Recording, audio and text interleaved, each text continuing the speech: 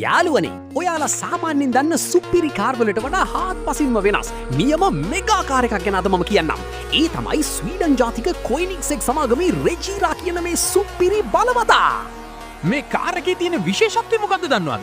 මේකේ 5.0 litre twin turbo V8 එන්ජිමක් එක්ක electric motors 3ක් වැඩ කරනවා. මේ ඔක්කොම එකතු වුණාම අශ්ව බල 1500කට වඩා මුදා හරිනවා. හිතා ගන්න පුළුවන් ද වේගය?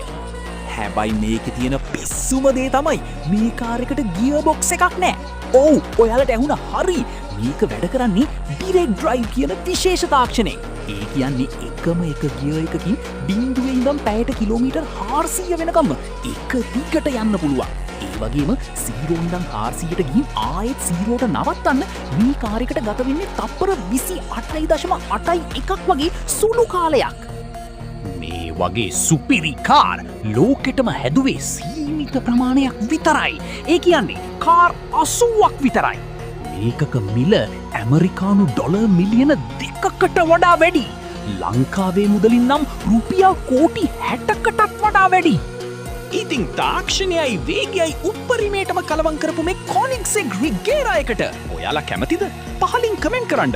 වීඩියෝ එක ෂෙයා කරන්න තමතක කරන්න එපා.